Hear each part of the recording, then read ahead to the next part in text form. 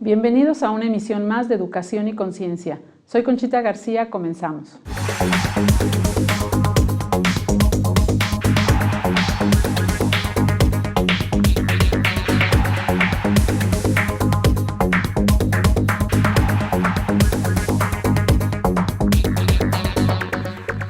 Con el gusto de estar con ustedes y transmitiendo desde el Colegio Fray Luis de León, estamos aquí en su programa de Educación y Conciencia. Y bueno, pues hoy estoy muy contenta porque tenemos el honor de que nos visite David Murphy, que él es se ha dedicado a estudiar toda esta parte de neurosemántica y programación neurolingüística, y también estás ahorita como máster, me decían, y como presidente del Instituto de Neurosemántica, ¿verdad? A nivel mundial, o sea, nada más y nada menos, ¿no? Bienvenido, David. Muchas gracias, muchas gracias. Nos da mucho gusto porque vamos a tocar un tema que ciertamente en este tiempo es nuevo, no toda la gente lo conoce. Estamos viendo ahorita que las neurociencias están pues como encontrando en ellas el camino de la educación, el aprendizaje, en cambiar pues muchas cuestiones de tu vida, ¿no? Entonces la neurosemántica pues no es la excepción, y a mí me gustaría que este programa lo dedicáramos pues a ver cómo podemos sacar beneficio de la neurosemántica en la educación precisamente, ¿no? Desde el punto de vista un maestro que está con alumnos, con 20, 30 alumnos, el mismo profesor que trae su carga emocional y de mil cosas, ¿no? Claro.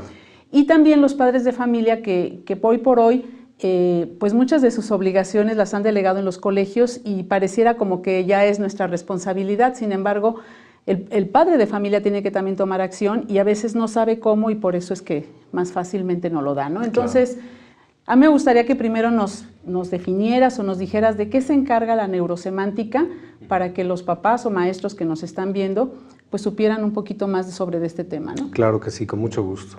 Bien, neurosemántica es un modelo que estudia la influencia que tienen nuestros significados en nuestro actuar diario, la manera en la que vivimos en el día a día, pero no se limita solamente a estudiarlo. Es decir, cuando encontramos a una persona que tiene altos desempeños en algún área de su vida, puede ser en el ámbito laboral, puede ser en el ámbito familiar, puede ser en el ámbito relacional, la manera en la que se relaciona con los demás. Si está teniendo altos desempeños es porque dentro de su juego interno, de su mundo interno, está teniendo ricos significados, ricas creencias que le permiten actuar de esa manera.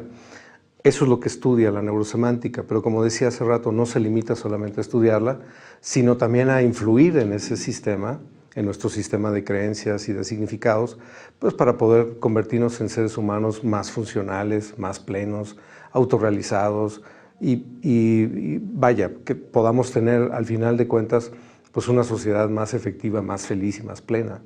Digamos que en pocas palabras eso es lo que hacemos en la neurosemántica. Porque sí, ciertamente lo que tú dices, bueno, puede ser una herramienta para yo sentirme mejor, porque finalmente pues hoy por hoy vemos mucha gente insatisfecha, desde la que estudió, claro, hasta de lo que se dedica, o como familia, lo que hemos hecho como familia, como que no hay esa satisfacción y esa plenitud, y entonces pues esto se ve reflejado en muchas cosas, ¿no? Puede ser en abandono de los hijos, que no nos importen tanto los hijos, o puede ser en violencia, claro, o puede ser algunos reflejos por esa insatisfacción que tenemos, ¿no? Entonces, desde el punto de vista de la educación, hablando de los colegios donde estamos, pues todos somos personas, alumnos, profesores, los padres de familia, o sea, hay una comunidad muy grande que está alrededor de este colegio, ¿no?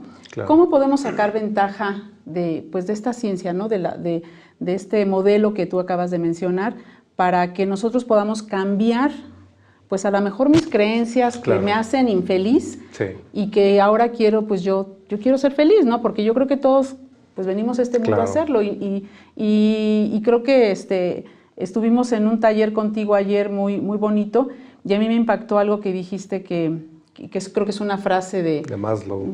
Donde pues es muy sencillo, ¿no? Ser feliz. Creo que ser infeliz se requiere mucho esfuerzo, ¿no? Sí. Entonces yo decía, bueno, ¿cómo? ¿Cómo está eso? ¿Cómo está eso, no? Si habemos tantos en el mundo que Claro. vamos por la vida así, ¿no? Maslow decía, para rescatar esa frase, Maslow decía que la tendencia natural del ser humano es ser pleno, ser feliz, ser funcional. Pero no terminaba ahí la frase, decía, para ser infeliz se requiere de un gran esfuerzo. Y es cierto, es decir, una persona que vive infeliz se está encargando de hacerse infeliz, está haciendo un verdadero esfuerzo para lograr ese estado. Pero también es importante mencionar una vez más que nuestro mundo de creencias, nuestro mundo de significados, al final de cuentas pues son los filtros a través de los cuales nos entendemos a nosotros mismos, entendemos la vida, entendemos el mundo, entendemos a los demás. Y si nuestros significados están torcidos, si nuestros significados están turbios, si nuestras creencias no son como las más limpias y las más poderosas, funcionales, pues entonces vamos a ver el mundo desde esa óptica torcida. Y no solo a verlo, sino a actuar en función de ello. Entonces, por eso decía, la neurosemántica, además de estudiar cuál es nuestro mundo de significados, y no estamos hablando de manera masiva, sino cómo un individuo construye sus propios significados, a partir, por supuesto, de sus experiencias, de su mundo de referencias, de la educación que haya recibido. Y también es muy, muy importante decirlo, que me voy a atrever a decir esto, poca gente se atreve a tratar el tema de la cultura. Claro. O sea, la cultura juega un papel muy importante en la manera en la que vivimos nuestro mundo simbólico, nuestro mundo de significados. Estamos educados de una cierta forma, y no me refiero exclusivamente a la educación que recibimos en casa, sino a la educación que recibimos en la calle, en la televisión, en las películas, en las novelas, en los libros, en las revistas, en las conversaciones. Al final de cuentas, estamos expuestos a información todo el tiempo y lo que otros creen, la manera en la que otros ven el mundo y la vida, al final de cuentas acaba siendo un parámetro, y si no tenemos suficiente sentido crítico como para discernir y decir, a ver, esta creencia, bienvenida, me sirve, esta óptica, bienvenida, me sirve, esta no me sirve, la desecho. Si no tenemos desarrollado ese sentido crítico, pues sencillamente vamos absorbiendo información y vamos apropiándonosla y empezamos a crear nuestra percepción de una manera, pues muchas veces no muy limpia. Entonces, en el ámbito educativo, yo creo que la neurosemántica juega un papel preponderante, porque desde pequeños podemos ayudar a los niños a formarse desde una óptica más limpia, más transparente. Podemos empezar a formar autoliderazgo desde los primeros años de formación, de tal manera que cuando un niño salga de la primaria, pues tenga suficientes bases para ser un buen líder. Líder no necesariamente refiriéndome a influir en otros, seguramente va a influir en otros, pero en principio autoliderazgo, que pueda influirse a sí mismo, que se vuelva dueño de su vida, que se vuelva autor de su propia existencia, que tenga autoridad, ¿no? La palabra autoridad viene de autor. ¿Quién es el autor de tu propia vida? Entonces, si desde pequeños podemos otorgarles las distinciones, que sepan cómo funciona este asunto, porque no es un tema de conversación, ¿estás de acuerdo? Sí, sí, sí. Es decir, ¿cuándo hemos visto a una familia que en la sobremesa platiquen sobre cómo están tus creencias sobre el amor o sobre ti misma? O, compárteme, ¿qué tanto has actualizado tu mundo de significados y de creencias? No es un tema de conversación en ningún ámbito. Y es algo que sucede, que así funcionamos los seres humanos. Entonces, creo que, no sé si con lo que estoy diciendo sea como la mejor manera de entender que esto puede realmente significar un cambio muy relevante a nivel social. Pues yo creo que sí, porque finalmente pues nos vamos creyendo lo que los demás nos van diciendo, claro, ¿no? Entonces, si yo tengo unos padres que a lo mejor me están diciendo que yo soy muy buena y que yo puedo y que yo esto, pues a lo mejor me voy creyendo esa parte y voy logrando cosas. Claro. Pero si no me lo dicen, o si me dicen lo contrario, ¿no? No sirves para nada, eres un flojo, tú no vas a salir de donde estás, te vas a morir de hambre cuando crezcas, eso te lo vas creyendo. Claro. Y entonces finalmente después los padres dicen, bueno, ¿por qué mi hijo es así? ¿Por qué mi hijo es un flojo y que no sirve para nada y que no trabaja? Pues porque todo el tiempo se lo dijiste, ¿no? Entonces, sí estamos, y además los seres humanos nos importa mucho lo que los demás digan. No es una cuestión de decir, bueno, pues es tu opinión y muy respetable, ¿no? Sino que digo, ay, hijo, ya dijo esto de mí, pues a lo mejor sí es cierto. Y entonces nos va importando mucho y a veces vamos actuando para complacer a todos los demás, menos a nosotros, ¿no? A lo mejor estoy haciendo algo que no me gusta, pero todos están contentos con lo que yo estoy haciendo, ¿no? Entonces menos yo. Y eso me va llevando finalmente esa insatisfacción y esa infelicidad que tengo, ¿no? Y justo lo que acabas de tocar creo que es como muy atinado, porque esta tendencia, que no podríamos generalizar, pero sí es como una tendencia a prestarle demasiada importancia a la opinión de otros sobre mi desempeño, sobre lo que yo estoy haciendo, sobre mí incluso, no solo sobre mi desempeño, sino sobre mí como persona, es justamente el resultado de una creencia cultural. Sí. Es decir, desde muy pequeños, por dar este ejemplo, porque es una llaga, creo yo, que puede de verdad detonar mucho. Si desde pequeño empezamos a recibir información por parte de papá y de mamá, en ejemplos, porque no es que nos digan, hijito o hijita, mira, las cosas son así, así, no, en los ejemplos, en las experiencias diarias.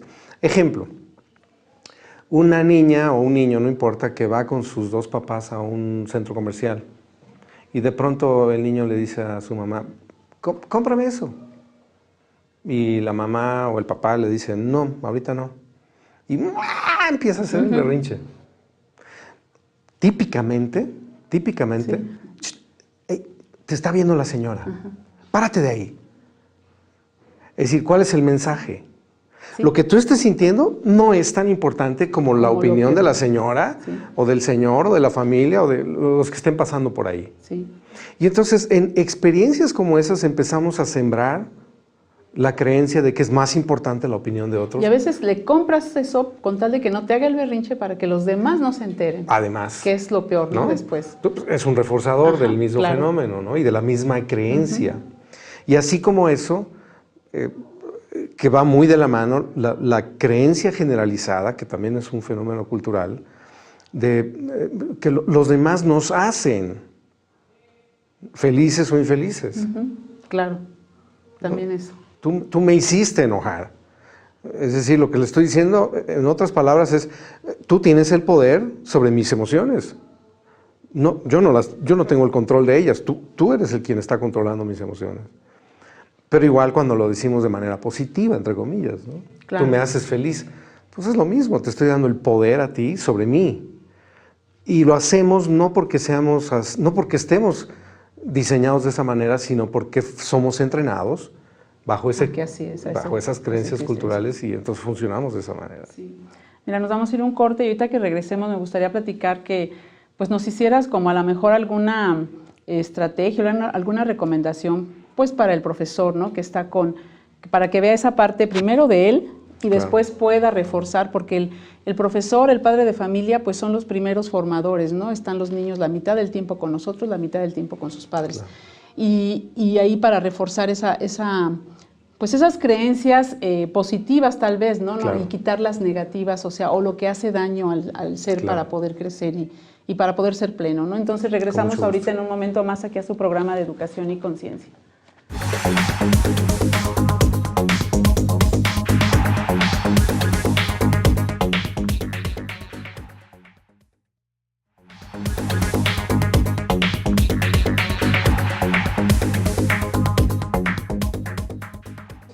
Regresamos aquí a su programa de Educación y Conciencia, estamos con el tema de la neurosemántica y decíamos, ¿qué puede hacer un profesor o un padre de familia para reforzar las creencias que son buenas, que son positivas, que me ayudan a mí a crecer? Y ir eliminando pues esos significados, ¿no? que van haciendo daño y que nosotros, porque culturalmente los vamos repitiendo. O sea, es el patrón que yo tuve en casa y lo vuelvo a hacer con mis hijos y seguramente ellos lo seguirán haciendo, ¿no? Entonces, para ir rompiendo esa parte, ¿no? Yo creo que lo primero sería que tanto el padre de familia, madre o el maestro, tenga su propio proceso de cambio. Claro. Porque si él o ella no tiene su propio proceso de cambio, y si no hace una buena revisión sobre su mundo de significados y de creencias y una buena depuración, difícilmente va a poder ayudar a los niños a que tengan ese mismo cambio. Entonces, yo creo que lo primero sería eso. A mí me parece que una forma que funciona, porque lo hemos probado en muchos lugares del mundo, es a través de recibir algún tipo de formación o de entrenamiento en neurosemántica. El modelo es un modelo teórico práctico, o sea, no basta con leer sobre la neurosemántica. El doctor Michael Hall, que es el creador de este modelo, tiene 59 libros escritos y publicados, o sea, hay mucho material escrito. Yo tengo un libro escrito también sobre el mismo tema, pero pues digo, puede darnos una ayudadita, una idea, a lo mejor la inquietud de conocer más, pero si eso no se vuelve práctico, no sirve de mucho. Entonces, ese sería el primer punto.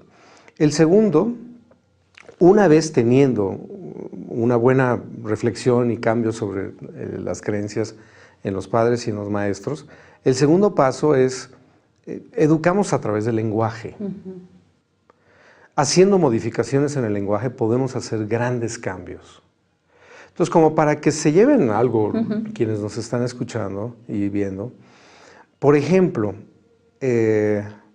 uno de los principios que enseñamos en neurosemántica es que necesitamos, para tener una psicología, una vida psicológicamente más saludable, necesitamos separar dos dimensiones. Esto lo vimos en el taller, la dimensión del ser y el hacer. Porque, una vez más, hemos sido educados para creer que somos lo que hacemos. Y entonces, al creer que somos lo que hacemos, pues eres grande si haces cosas destacables, eres nadie si cometes un error o si no logras algo que te propusiste. Y eso hace que nuestra autoestima esté constantemente fluctuando. O sea, la verdad es que aprendemos a tener una autoestima condicional, está bajo condición. Tengo que hacer cosas destacables, tengo que hacerlo muy bien, ningún error para entonces sentir que soy valioso y por lo tanto tener una buena autoestima. Entonces, eso es tóxico. Claro. Eso es tóxico, eso no es saludable. Porque además nos comparamos o nos comparan con los hermanos, con los compañeritos, ¿no? Lo que ha logrado. Y el reto nos queda grande a veces, ¿no? Entonces, una forma de hacer esas separaciones a través de la lingüística, a través del lenguaje. ¿Cómo creamos esa fusión y cómo la podemos separar? Ejemplo, si yo veo a mi hijo, es más, es un ejemplo real. En una ocasión, mi hijo Sebastián tendría como 5 años y regresaba de la escuela, estábamos mi esposa, Sebastián y yo comiendo, y entonces yo le pregunté a Sebastián, hijo, ¿tienes tarea? Y me dijo, sí, pero fíjate que entró un gato al salón y se llevó mi libreta de tareas. Obviamente sabíamos que estaba mintiendo, yo supe que estaba mintiendo. Y mi esposa, que en ese entonces no tenía todavía la formación que hoy en día tiene sobre la neurosemántica, pues de manera muy natural y hasta en buena onda, como decimos, le dijo, ay, Sebastián, eres un mentiroso. Y yo, ups, ¿no? Una alarmita en mi cerebro, le tomé de la mano a mi esposa y le dije, no, mi amor, Sebastián no es un mentiroso, está mintiendo en este momento. Entonces, esa distinción lingüística puede marcar una gran diferencia. Claro. Está sucio tu cuarto, no, en lugar de eres un cochino. Dejas la tarea hasta el final, eso es un patrón, te sirve o no te sirve, en lugar de, ¿por qué eres tan flojo o tan floja? Eres. Llevamos al nivel del ser los comportamientos, y entonces eso genera pues, la idea de que somos lo que hacemos. Entonces, una forma de separarlo es a través de esta distinción lingüística. Y así como esa distinción, pues, podemos hacer muchas otras distinciones, como por ejemplo, en lugar de decir, ya me hiciste enojar, o ya me hiciste perder la paciencia, porque el mensaje es, tú eres responsable de lo que yo estoy sintiendo, lingüísticamente podemos decir, con lo que estás haciendo, acabo de tomar la decisión de enojarme. Claro. Pero soy yo quien está decidiendo enojarme, no eres tú quien me está haciendo enojar. Sí. construimos nuestros significados y nuestras creencias a través del lenguaje. Entonces vale la pena también aprender a usar el lenguaje de manera apropiada y teniendo estas distinciones. Porque además no asumimos nuestra responsabilidad, ¿no? O sea, es mucho más sencillo decir, pues me haces enojar, ¿no? Claro, yo soy el responsable. Me entonces. hiciste decir cosas que no quería, ¿no? Yo digo, yo he escuchado tanto eso. Acabaste con mi vida, ¿no? Sí. Hay quien hasta sí, lo lleva a ese extremo. Ese extremo. Entonces, realmente no asumimos también nuestra responsabilidad. Es más fácil echar culpa a los demás, ¿no? De lo que está pasando con nosotros. Justo una de las distinciones que ofrecemos en neurosemántica es que la palabra responsabilidad, responsable, casi siempre la entendemos como obligación, ¿no? Mis obligaciones, lo que tengo que hacer, ¿no? Pagar la renta, hacerme cargo de mis gastos, etc. Sí, eso es parte de la responsabilidad. Pero la palabra como tal nos da una muy buena pista. Response, respuestas, hable, habilidad.